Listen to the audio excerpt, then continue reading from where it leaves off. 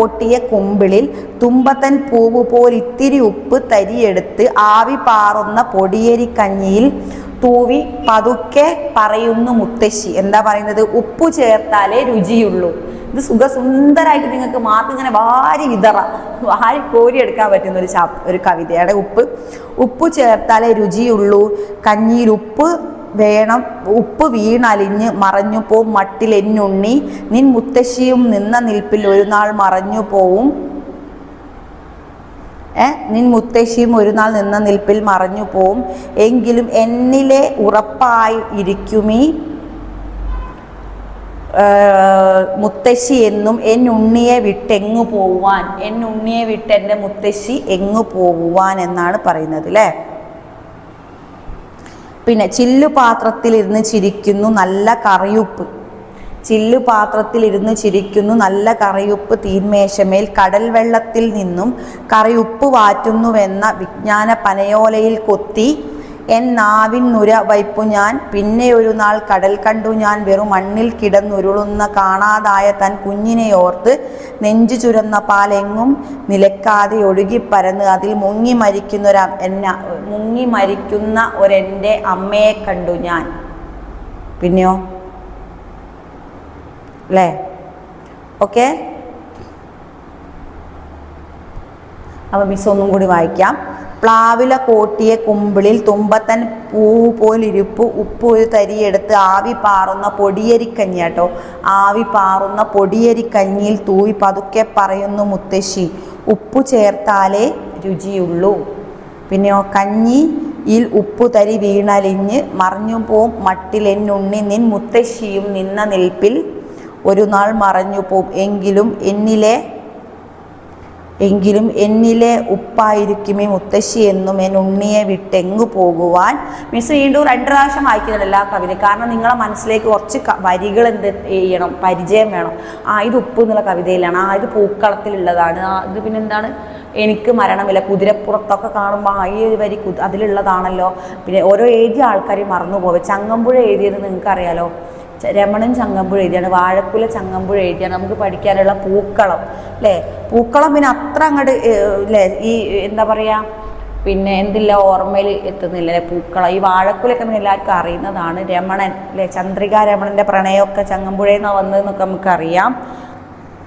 അപ്പം അതൊന്നും മറന്നു പോകരുത്, ആളെ പേര് മറന്നു പോകരുത് കേട്ടോ. ഇത് എഴുതി ONV കുറുപ്പാണ് നമ്മുടെ ഉപ്പിൻ്റെ ആള്. ഉപ്പു ചേർത്താലേ രുചിയുള്ളൂ, കഞ്ഞിയിൽ ഉപ്പു തരി വീണലിഞ്ഞ് മഞ്ഞുപോ മൺമട്ടിലെന്നുള്ളിൽ നിൻ മുത്തശ്ശിയും നിന്ന നിൽപ്പിൽ ഒരു നാൾ മറഞ്ഞു പോവും, എങ്കിലും എന്നെ ഈ ഉപ്പായിരിക്കും ഈ മുത്തശ്ശി എന്നും എൻ ഉണ്ണിയെ വിട്ടെങ്ങു പോവാൻ. ചില്ലുപാത്രത്തിലിരുന്ന് ചിരിക്കുന്നു. അപ്പോൾ ഇതൊക്കെ വരികൾ നിങ്ങൾക്ക് ഉള്ളിലേക്ക് കിട്ടണം. അതോടെ മിസ് വീണ്ടും വായിക്കുന്നത്. നല്ല കറിയുപ്പ് തീന്മേശയിൽ കടൽ വെള്ളത്തിൽ നിന്നും കറിയുപ്പ് വറ്റിയെന്ന കടൽ വെള്ളത്തിൽ നിന്നും കടൽ വെള്ളത്തിൽ നിന്ന് ഉപ്പ് വാറ്റുന്നു എന്ന വിജ്ഞാന പനയോലയിൽ കൊത്തി എൻ നാവിൻ നുര വയ്പ്പിച്ചു ഞാൻ പണ്ടേ. പിന്നെ ഒരു നാൾ കടൽ കണ്ടു ഞാൻ വെറും മണ്ണിൽ കിടന്നുരുളുന്ന കാണാതായ തൻ കുഞ്ഞിനെയോർത്ത് നെഞ്ചു ചുരന്ന പാലെങ്ങും നിലക്കാതെ, നെഞ്ചു തുരന്നൊഴുകുന്ന പാലെന്നും എന്താണ് നിലക്കാതെ ഒഴുകി പരന്ന് അതിൽ മുങ്ങി മരിക്കുന്ന ഒരു അമ്മയെയും ഞാൻ കണ്ടു. അതിൽ ആ നെഞ്ചിൽ ഒഴുകിപ്പരക്കുന്ന പാലിൽ മുങ്ങി മരിക്കുന്ന ഒരു അമ്മയെയും ഞാൻ കണ്ടു എന്നാണ് ഉപ്പ് എന്ന കവിത. അപ്പോൾ ഈ ഉപ്പ് എന്ന കവിത ഏകദേശം മിസ് വായിച്ചപ്പോൾ പരിചയമായല്ലോ. ഇനി നമുക്ക് എന്ത് ചെയ്യാം, അതിൻ്റെ എക്സ്പ്ലനേഷനും ആസ്വാദനക്കുറിപ്പും ഇൻട്രൊഡക്ഷനും കവി എന്താണ് പറഞ്ഞ കണ്ടന്റ് അങ്ങനെയുള്ള കുറേ കാര്യം നമുക്ക് ഡിസ്കസ് ചെയ്യാനുണ്ട് അല്ലേ. ഓക്കെ, അപ്പോൾ നമ്മൾ നോക്കാം. പിന്നെ ഉപ്പ് ആരാണ് എഴുതിയത് മറന്നു പോകരുതേ. ഓഫ്ലൈൻ ക്ലാസ് ആണ്, മിസ് ഇപ്പം ഇങ്ങനെ ക്വസ്റ്റ്യൻ ചോദിക്കുന്ന സമയമായി. ഉപ്പ് എന്ന കവിത ആരാണ് എഴുതിയത്, രമണൻ ആരാണ് എഴുതിയത്, വാഴക്കുല ആരാണ് എഴുതിയത് എന്നൊക്കെ അല്ലേ.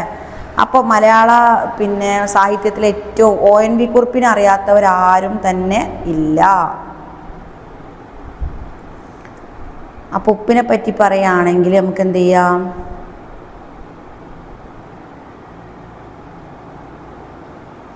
മിസ് ഉപ്പിനൊന്ന് വായിച്ചുതരാം കേട്ടോ. എന്താണ് ഉപ്പ് കണ്ട മുത്തശ്ശി കഞ്ഞി വിളമ്പുമ്പോൾ ഉപ്പ് നിർബന്ധമാണെന്നാണ് കവിതയിൽ തന്നെ ഉണ്ട്. എത്ര സിമ്പിളായിട്ടാണ് കവി ആ കവിത രചിച്ചത് അല്ലേ. എത്ര പെട്ടെന്ന് നമുക്ക് എഴുതാൻ പറ്റുന്നത്. അത് സുഖമായിട്ട് അതിൻ്റെ എക്സ്പ്ലനേഷൻ ആ വരികൾ കണ്ടാൽ തന്നെ നിങ്ങൾക്ക് എഴുതാൻ പറ്റും. അപ്പോൾ എന്താണ് അതിൻ്റെ എക്സ്പ്ലനേഷൻ മിസ് ഒന്ന് പറയാൻ പോവാണ് ഉപ്പിൻ്റെ. ഓക്കെ, ONV കുറുപ്പിൻ്റെ കാവ്യജീവിതത്തെ പറ്റിയാണ് ഉപ്പ് എന്ന കവിതയിലൂടെ പരിചയപ്പെടുത്തുന്നത്. ONVയുടെ കാലഘട്ടത്തെക്കുറിച്ച് മനസ്സിലാക്കുന്നു. മലയാള കവിതയിൽ ONV എന്ന കവിയുടെ ഇടം കണ്ടെത്തുന്നു. ONV കവിതയുടെ ഉപ്പ് എന്ന കവിയുടെ സ്ഥാനം മനസ്സിലാക്കുന്നു. ഓക്കെ, അപ്പോൾ ഒരു വട്ടം ONV കുറുപ്പിൻ്റെ ഏറ്റവും പ്രസിദ്ധമായ വരികൾ എല്ലാ പ്രണയത്തിനൊന്നും പോട്ടെ, പ്രണയത്തിൻ്റെ കാര്യം ഒന്നുമല്ല, അല്ലാതെ തന്നെ അല്ലേ എന്താണ് പൊതുവേ മലയാളികളുടെ മനസ്സിൽ എപ്പോഴും എന്നൊന്നും നിലനിൽക്കും. കുഞ്ഞു മക്കൾ വരെ പാടുന്ന 2 വരിയാണ് ഇതിൽ ഫസ്റ്റ് ഇതിലെന്ത് കൊടുത്തത്, അദ്ദേഹത്തെ ഓർമ്മിക്കാൻ വേണ്ടി ONV കുറുപ്പിൻ്റെ വരികൾ. ഒരു വട്ടം കൂടി എന്നോർമ്മ തന്മേയുന്ന തിരുമുറ്റത്തെത്തുവാൻ മോഹം. ഇതറിയാത്ത ആരുമില്ല അല്ലേ, നിങ്ങൾക്ക് കേൾക്കുന്ന നിങ്ങൾക്ക് തോന്നാ ഞാനൊന്ന് പാടട്ടെ, നിങ്ങൾ പാടിക്കോളൂ കേട്ടോ. എന്ന വരികൾ മൂളാത്ത ഒരാളും തന്നെ മലയാളികളിൽ ഇല്ല എന്നാണ് എൻ്റെ അഭിപ്രായം. അപ്പോൾ നിങ്ങൾ എഴുതണ ഇൻട്രൊഡക്ഷൻ സുഖസുന്ദരമായിട്ട് എഴുതാം. ONV കുറിപ്പിന് ഇൻട്രൊഡക്ഷൻ എഴുതും, അത് മിസ് ലാസ്റ്റ് പറഞ്ഞത് കേട്ടോ, തൽക്കാലം അത് കേൾക്കൂ. ദെൻ എന്ന വരികൾ മൂളാത്ത ബാല്യകാല സ്മരണകളിലേക്ക് ഊളിയിടാത്ത കേരളീയർ ഉണ്ടാവില്ല. അത്ര ഒരു മനുഷ്യ മനസ്സിനെ സ്വാധീനിക്കുന്ന ലളിത സുന്ദരമായ വരികളാണ് ONVയുടേത്. മലയാളികളുടെ ചുണ്ടിൽ തത്തിക്കളിക്കുന്ന പല മധുരമായ പാട്ടുകൾ എഴുതിയ പ്രിയ കവിയാണ് നമ്മുടെ ONV കുറുപ്പ്. നിരവധി സിനിമകൾക്കും നാടകങ്ങൾക്കും ടെലിവിഷൻ സീരിയലുകൾക്കും നൃത്തശില്പങ്ങൾക്കൊക്കെ അദ്ദേഹം എന്ത് എഴുതിയിട്ടുണ്ട്, അദ്ദേഹം ഗാനങ്ങൾ രചിച്ചിട്ടുണ്ട്. മലയാളത്തിലെ ആധുനിക കവിതയ്ക്ക് ഭാഗവത്വപരമായ പൂർണ്ണത നൽകുന്ന കവിയാണ് ONV കുറുപ്പ്. മികച്ച കവിതകൾ കൊണ്ടും സിനിമാ ഗാനങ്ങൾ കൊണ്ടും മലയാളികളുടെ ഹൃദയത്തിൽ ഇടം പിടിച്ച കവിയാണ് നമ്മുടെ ONV കുറുപ്പ്. പിന്നെ അദ്ദേഹം എവിടെയാണ് ജനിച്ചത്, ചവറയിൽ, കൊല്ലം ജില്ലയിലെ ചവറയിലാണ് അദ്ദേഹം ജനിച്ചത്. കോളേജ് അധ്യാപകനായിരുന്നു അദ്ദേഹം. മറ്റുള്ളവരൊന്നും അത്ര കോളേജ് അധ്യാപകനല്ല അല്ലേ, ഇദ്ദേഹമാണ് ONVയിലാണ്. അപ്പം നിങ്ങൾക്ക് ഇൻട്രൊഡക്ഷൻ ആണ് മിസ് പറയുന്നത്. എന്തായാലും നമ്മൾ നോട്ട് തരൂല്ലേ, ഇതിൻ്റെ ആസ്വാദനക്ക് മിസ് എഴുതി തരും, നിങ്ങൾക്ക് നോട്ട് തരും. അപ്പോൾ നിങ്ങൾക്ക് കറക്റ്റ് വായിക്കുക. ഇത് ജസ്റ്റ് അതുകൊണ്ട് മിസ് വായിച്ചു പോകും, എന്നാലും നിങ്ങൾക്ക് അറിയണമല്ലോ, ഓർമ്മയിൽ നിൽക്കണം. അതുകൊണ്ടാണ് കഥ പോലെ ഈ ഒരു ക്ലാസ് കൊണ്ട് തന്നെ നിങ്ങൾക്ക് എന്ത് ചെയ്യണം, ഇത് ഇങ്ങനെയാണ് നിങ്ങൾക്ക് ഫോക്കസ് ചെയ്ത് അവിടെ സ്റ്റെക്കായി നിൽക്കണം. ഇതിങ്ങനെയാണ്, ഏത് ഉറക്കത്തിലും ഓർമ്മ വേണം. പിന്നെ എക്സാം സമയത്ത് നമ്മൾ ഒന്നും കൂടി റിപ്പീറ്റ് ചെയ്ത് പഠിക്കില്ല, അപ്പോൾ നിങ്ങൾക്ക് മനഃപ്പാഠമായിക്കോളും. ഓക്കെ, അപ്പോൾ വിദ്യാർത്ഥി ആയിരിക്കുമ്പോൾ തന്നെ അദ്ദേഹം കവിതാരചന തുടങ്ങിയിട്ടുണ്ട്. പിന്നെ 1949 പുറത്തിറങ്ങിയ പൊരുതുന്ന സൗന്ദര്യമാണ് അദ്ദേഹത്തിൻ്റെ ആദ്യത്തെ കവിതാ സമാഹാരം. ആദ്യം ബാലമുരളി എന്ന പേരിൽ പാട്ട് എഴുതി ONV ശ്രീ ഗുരുവായൂരപ്പൻ എന്ന ചലച്ചിത്രം മുതലാണ് പിന്നെ ONV കുറുപ്പ് എന്ന പേരിൽ തന്നെ എഴുതാൻ തുടങ്ങിയത്. ദൈർഘ്യമുള്ള സാഹിത്യ ജീവിതത്തിന് നിരവധി പുരസ്കാരങ്ങൾ അദ്ദേഹത്തെ തേടിയെത്തിയിട്ടുണ്ട്. പിന്നെ ഭാരതീയ കവിതയെ പ്രദാനം ചെയ്യുന്നത് 23ാമത്തെ കേരളം വ്യത്യസ്തമായൊരു ആശയധാരകളുടെ സംഗമമായ സമയത്തൊക്കെ അങ്ങനെ തന്നെയാണ്. പിന്നെ അദ്ദേഹത്തിന്റെ പ്രധാനപ്പെട്ട കൃതികളാണ് നേരത്തെ മിസ് പറഞ്ഞല്ലോ, മാച്ച് ദ ഫോളോയിങ്, ഓരോ കവികൾക്കും ഓരോ ഇതുണ്ട്. അപ്പോൾ നോക്കട്ടെ, ONV കുറുപ്പിന്റെ കാവ്യജീവിതത്തിന്റെ പരാമർശിച്ചുകൊണ്ടിരിക്കുക നമ്മളിപ്പോൾ അല്ലേ. അതിൽ പിന്നെ അനശ്വരം, രാഗം, ലയം, ലഹരി, ഭൂമി, ഈ യാത്ര എനിക്കിഷ്ടം, വാടക വീട്, ഒരു പക്ഷെ കാത്തിരിക്കുന്ന പൊന്മ, അത് അദ്ദേഹം എഴുതിയ ഒരു ഇതിൻ്റെ പേരാട്ടോ. എൻ്റെ മരണം, നന്ദി തുടങ്ങിയ കവിതകളിൽ മരണത്തിൻ്റെ സാന്നിധ്യം നാം അറിയുന്നു. നാടൻ കഥാഗാനങ്ങളുടെ വടിവും ശീലവും ഒക്കെ ONVയുടെ വരികളിൽ കാണാം. ഗോതമ്പ് മണികളും കുഞ്ഞേടത്തിയുമാണ് അതിന് ഉദാഹരണം. കുഞ്ഞേടത്തി നിങ്ങൾ കേട്ടിട്ടുണ്ടോ?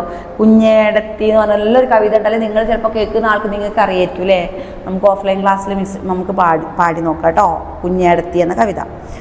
കുഞ്ഞേടത്തി എന്ന് പറഞ്ഞാൽ കുഞ്ഞേടത്തി എന്ന് പറഞ്ഞ ഒരു അമ്മയുടെ സ്ഥാനമുള്ള ഒരാൾ. ആ കുഞ്ഞേടത്തിൻ്റെ പ്രത്യേകതകൾ ഇങ്ങനെ കുഞ്ഞേടത്തി കാത്തിരിക്കുന്നു എന്നൊക്കെ അപ്പം മിസ് കേട്ടിട്ടുണ്ട്. വരികൾ മിസ്സിന് അത്ര ഓർമ്മയിൽ വരുന്നില്ല. ദെൻ അഗ്നിശലഭ കേരള സാഹിത്യ അക്കാദമി പുരസ്കാരം നമ്മുടെ ONV കുറുപ്പിൽ രചിച്ചിട്ടുണ്ട്. ഓക്കെ, അദ്ദേഹത്തിൻ്റെ പ്രധാനപ്പെട്ട കൃതികൾ മിസ് ഒന്നും കൂടി പറയാം. പൊരുതുന്ന സൗന്ദര്യം, സമരത്തിൻ്റെ സന്തതികൾ, ഞാൻ നിന്നെ സ്നേഹിക്കുന്നു, ദാഹിക്കുന്ന പാനപാത്രം, ഒരു ദേവത, 2 ചക്രവർത്തിമാര്, മയിൽപീലി, അക്ഷരം, ഒരു തുള്ളി വെളിച്ചം, കറുത്ത പക്ഷിയുടെ പാട്ട്, അരിവാളും രാക്കുയിലും, അഗ്നിശലഭങ്ങൾ, ഭൂമിക്കൊരു ചരമഗീതം. അറിയാലോ, ഭൂമിക്കൊരു ചരമഗീതം ഏതൊക്കെയോ ഡിഗ്രിയിലും പ്ലസ് ടുവിലൊക്കെ നമ്മൾ പഠിച്ച പാടാൻ മറന്നു വരുന്നത്. അതിൽ പറയില്ല, പരിസ്ഥിതിയെ സംരക്ഷിക്കണം എന്നുള്ള ആ സംഭവം മെസ്സേജ് കൊടുക്കുന്ന ഒരു ഇതാണ്. മൃഗയ, ഏതാ മൃഗയ? മമ്മൂട്ടിൻ്റെ സിനിമകൾ കണ്ടിട്ടുണ്ടോ മൃഗയ?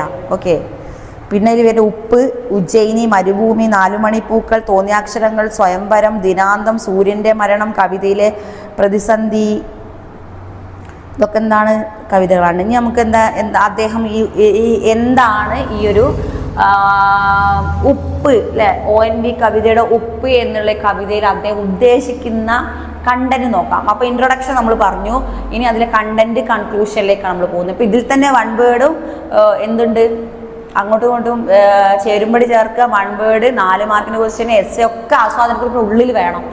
ആസ്വാദനക്കുറിപ്പുമായി അപ്പോൾ നമുക്ക് എന്തായി നല്ല ക്വസ്റ്റ്യൻ ബേസ് നമ്മുടെ ക്ലാസ്സിലേക്ക് മനസ്സിലാവും.